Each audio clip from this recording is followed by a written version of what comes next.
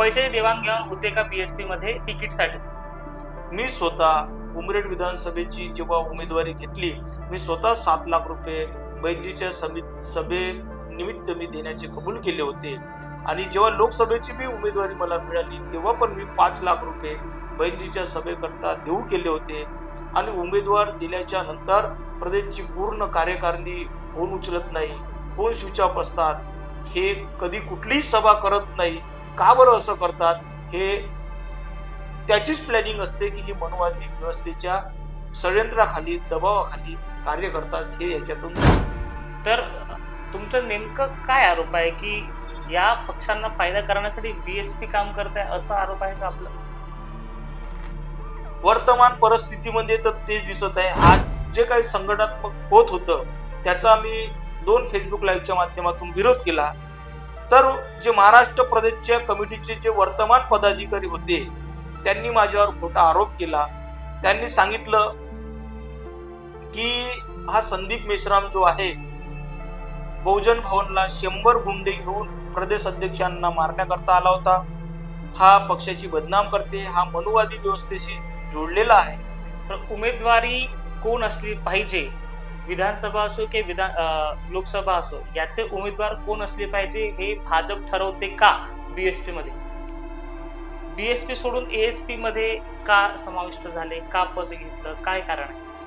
आझाद समाज पक्ष नागपूर जिल्ह्यात कशा पद्धतीने निवडणुका लढणार आहे? इंडिव्हिज्युअल एकला चलो एक नारा घेऊन चालणार आहे की काही गठबंधन होण्याची शक्यता एएसपी सोबत आहे? नमस्कार, नागपूर समाचार 24 मध्ये आपलं स्वागत आहे। मी आहे अमित वांद्रे। लोकसभेच्या निवडणुका झाल्या, विधानसभेच्या निवडणुका झाल्या, त्या निवडणुकीमध्ये बीएसपी असो किंवा मग आंबेडकरी विचाराचे पक्ष असो, त्यांची कारकीर्द जे आहे ते एकंदरीत खालच्या भागाला चालली गेली आहे। जे वोट पर्सेंट बीएसपीच्या एकेकाळी होतं, लोकसभेत जवळपास 1,25,000 वोट घेणारी पार्टी जी आहे ते बीएसपी नागपुराची होती। मात्र त्यानंतर बीएसपीचा जो ग्राफ कमी झाला तो एक प्रश्नचिन्ह उपस्थित करणार आहे। आणि आता जेव्हा इलेक्शन झाले 2024ला, त्यानंतर बीएसपीचे जिल्हाध्यक्ष होते संदीप मेश्रामजी। इलेक्शन झाल्यानंतर, विधानसभेचे इलेक्शन झाल्यानंतर त्यांना पार्टीने जे आहे ते निष्कासित केलं। त्यानंतर ते आझाद समाज पार्टीमध्ये आता जिल्हाध्यक्ष आहेत। आपल्यासोबत संदीप मेश्राम जी आहे, जे आता आझाद समाज पार्टीचे जिल्हाध्यक्ष आहेत, त्यांच्याशी विचारूया, काही इतिहासाची गोष्टी करूया, काही आता समोर जे आहे महानगरपालिकेची निवडणूक आहे त्या संदर्भात बोलूया, आणि काय रणनीती जी आहे आझाद समाज पार्टीची असणार आहे त्या संदर्भात बोलूया। सर, स्वागत आहे आपलं नागपूर समाचार 24 मध्ये। काय सांगणार? सर्वात पहिले आम्ही इतिहासाकडे वळूया। बीएसपी मध्ये आपण इतके वर्ष होते, आपल्याला जिल्हाध्यक्ष पदापर्यंत आपण त्या पक्षात पोहोचले, आणि तो पक्ष तुम्हाला नंतर मग जे आहे ते निष्कासित करतो विधानसभेच्या निवडणुकीनंतर। आपण एक फेसबुक लाईव्ह करता आणि तो फेसबुक लाईव्ह कारण ठरतो आपल्याला निष्कासित करण्याचं, का करण्यात आलं? सर्वप्रथम तर मी नागपूर समाचारच्या सर्व दर्शकांना सप्रेम जय भीम। आणि नागपूर समाचारच्या माध्यमातून आज या ठिकाणी जी चर्चा होत आहे त्या चर्चेला उपस्थित नागपूर समाचारचे संस्थापक अमितजी वांद्रे यांना मैत्रीपूर्ण जय भीम। जय भीम। बसपामध्ये माझी जे कारकीर्द आहे ते नागपूर जिल्ह्यामध्ये, नागपूर शहरामध्ये 2017 पासून मी या नागपूर शहरामध्ये पश्चिम विधानसभेचा अध्यक्ष होतो। मी नागपूर महानगरपालिकेमध्ये 2017ला हिलटॉप मध्ये प्रभाग क्रमांक 13 मध्ये चुनाव लढलो। तिथं मोठ्या ताकदीनिशी चुनाव लढल्याने तिथं जो आमचा उमेदवार होता, या मला 5,700च्या आसपास मते आम्हाला त्या ठिकाणी मिळाली। आणि पश्चिम नागपुरामध्ये आम्ही प्रत्येक प्रभागामध्ये 7 प्रभाग होते, त्या 7ही प्रभागामध्ये उमेदवार जे टाकले होते त्या उमेदवाराला एकंदरीत पूर्ण मतदान घेतलं तर ते मतदान आम्हाला 38,000च्या आसपास एका विधानसभेमध्ये मतदान मिळालं होतं। राहिली गोष्ट 2019ला उमरेड विधानसभेच्या अंतर्गत मला बसपाची उमेदवारी मिळाली। उमरेड विधानसभेचं मी ताकदीनिशी चुनाव लढलो आणि त्या उमरेड विधानसभामध्ये मला 18,900च्या आसपास मतं मिळाली। त्याच्यानंतर प्रत्यक्षात परमादरणीय बहिणजींनी बोलावून दिल्लीला मला नागपूर जिल्हा अध्यक्ष पदाची जिम्मेदारी दिली आणि 2019 ते 2024 पर्यंत मी ताकदीनिशी नागपूर जिल्ह्यामध्ये बहुजन समाज पक्षाचं संघटन वाढण्यासाठी इमानदारी आणि निष्ठेने या नागपूर जिल्ह्यामध्ये काम केलं.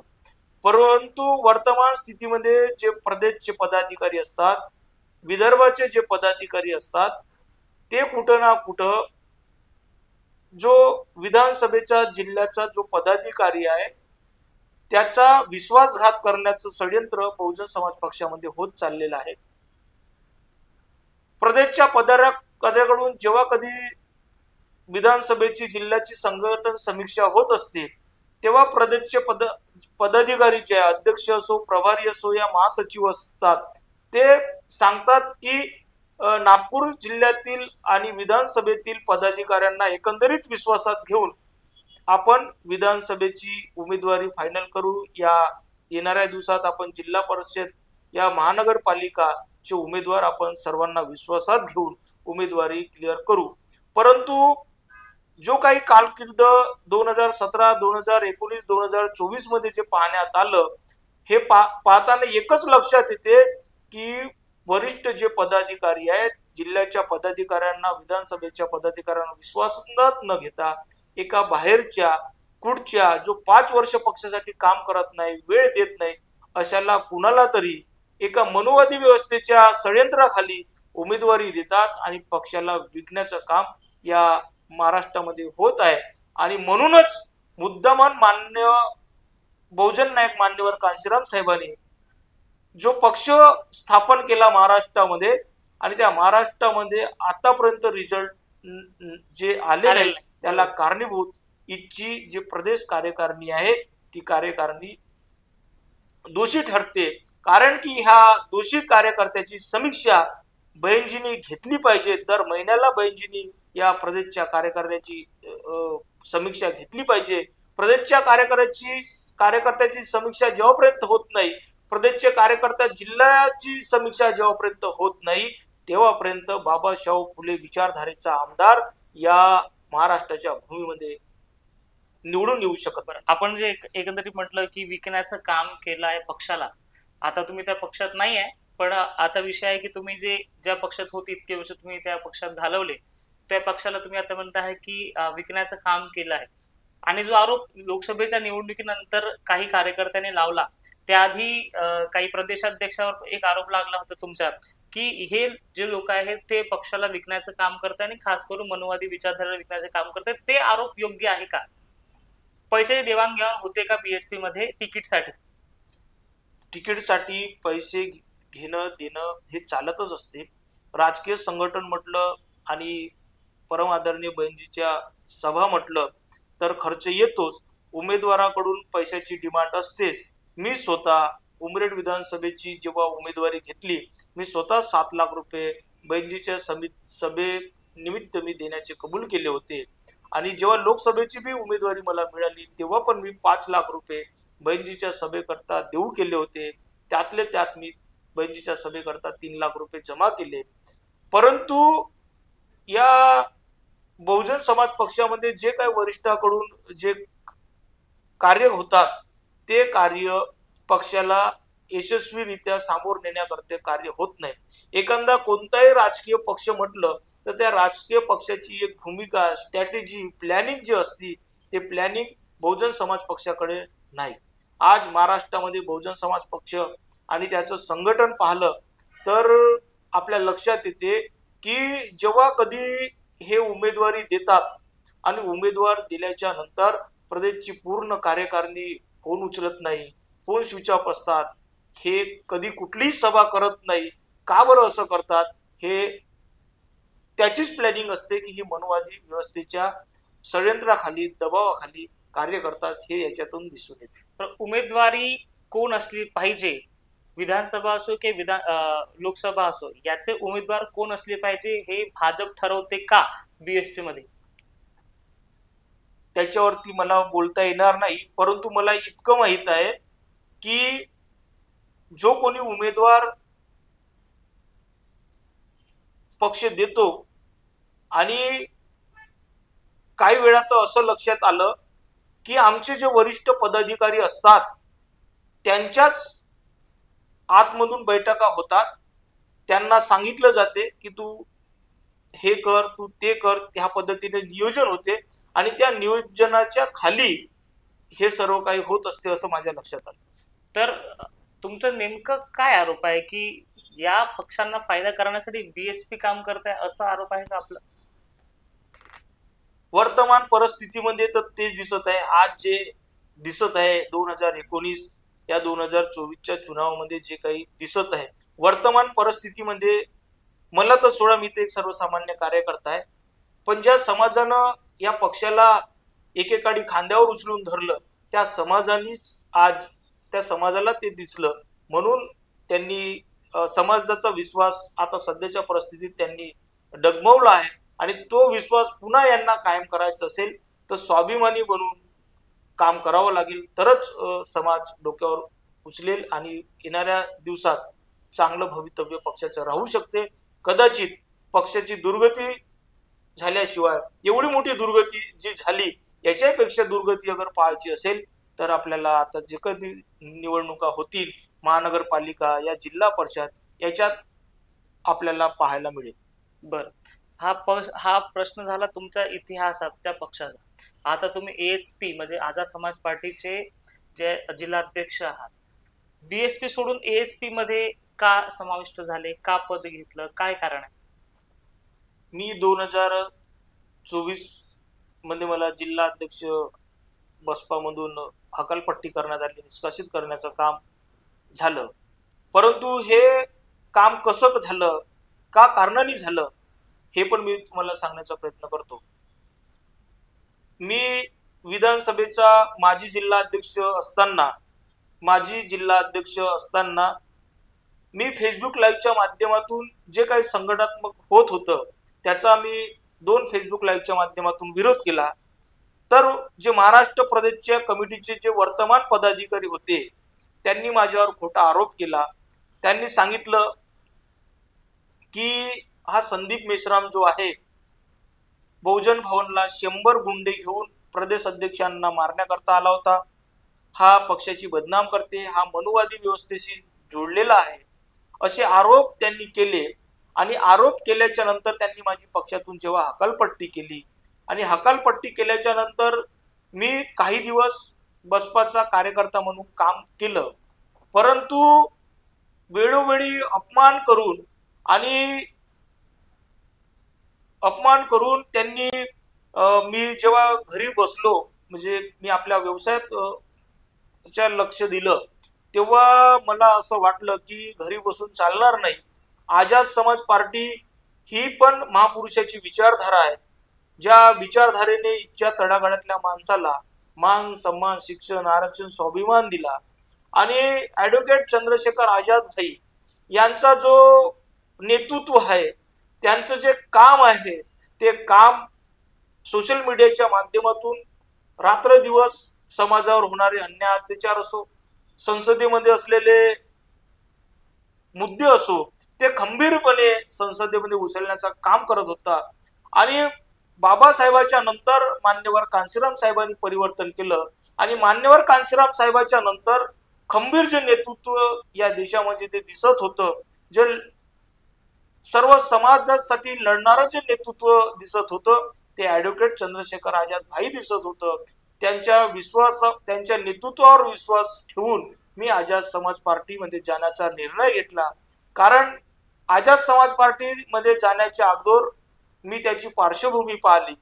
त्या पार्श्वभूमीमध्ये अक्षर लक्षात आलं की 15 मार्च 1915 ऍडव्होकेट चंद्रशेखर आझाद भाईंनी भीम आर्मीची स्थापना केली. भीम आर्मीची स्थापना करत असताना त्यांनी समाजावर होणाऱ्या अन्याय अत्याचाराच्या विरोधात लढलं. जे देशामध्ये जे काही गलत होत आहे त्याच्या विरोधात लढण्याचं काम केलं. जे भारतीय जे संविधान आहे त्याला गालबोट लागण्याचं काम इच्छा मनुवादी व्यवस्थेकडून होत होतं. ते संविधानाची पुस्तक घेऊन पूर्ण भारत देशामध्ये त्यांनी आंदोलन उभारलं. प्रत्येक जिल्ह्यामध्ये प्रत्येक राज्यामध्ये जाऊन सैन्यांनी त्यांनी संघटन निर्मिती केली, रस्त्यावर उतरले, त्यांच्यावर कित्येक आंदोलनाचे गुन्हे दाखल झाले. आणि ते नेतृत्व पाहत असताना एकेकाळी 2023ला 2019ला त्यांच्यावर दिल्लीमध्ये एक गुन्ह्यामध्ये त्याला अडकवण्यात आलं आणि त्या परिस्थितीत त्यांनी ॲडव्होकेट चंद्रशेखर आझाद भाईंनी सांगितलं की मी बसपाचा कार्यकर्ता आहे आणि परम आदरणीय बहनकुमारी मायावतीजी आमची नेता आहे. त्यांनी भीम आर्मी असताना बहुजन समाज पक्षाच्या संघटनेकरता काम केलं आणि जेव्हा त्यांना राजकीय पक्षाकडून मदत हवी होती अशा वेळेस परम आदरणीय बहनकुमारी मायावतीजींनी त्यांना माझा कुठलाही हा कार्यकर्ता नाही, बसपाशी यांचा कुठल्याही प्रकारचा संबंध नाही अशी प्रतिक्रिया जेव्हा बसपाकडून राष्ट्रीय अध्यक्षाकडून आली तेव्हा ॲडव्होकेट चंद्रशेखर आझाद भाई यांनी 15 मार्च म्हणजेच मान्यवर कांशीराम साहेबांच्या जन्मदिवशी 2020ला आझाद समाज पक्षाची स्थापना केली आणि जी पॉलिटिकल पॉवरची जी चाबी आहे, सत्ता आहे, ते हातात घेण्याचं काम म्हणजे राजा बोलले दाढी हाले म्हणजे राजकीय सत्ते आपल्या हातात असली पाहिजे ह्या दृष्टिकोनातून त्यांनी 15 मार्च 2020ला आझाद समाज पार्टीची स्थापना केली. त्यांचं संघर्षशील नेतृत्व पाहून मी आझाद समाज पार्टीचा जाण्या म्हणजे निर्णय घेतलेला आहे. ठीक आहे, आपण पदाधिकारी आहात आझाद समाज पक्षाचे आणि 4 महिन्यात आता सुप्रीम कोर्टाच्या निर्णयानंतर 4 महिन्यात महानगरपालिका असो किंवा जिल्हा परिषद असो त्याच्या निवडणुका जे आहेत ते आता लागणार आहेत. सप्टेंबर महिन्याच्या आत इलेक्शन करा अशी भूमिका जी आहे त्यांनी सुप्रीम कोर्टाने दिली आहे. आझाद समाज पक्ष नागपूर जिल्ह्यात कशा पद्धतीने निवडणुका लढणार आहे? इंडिव्हिज्युअल एकला चलो एक नारा घेऊन चालणार आहे की काही गठबंधन होण्याची शक्यता एएसपी सोबत आहे?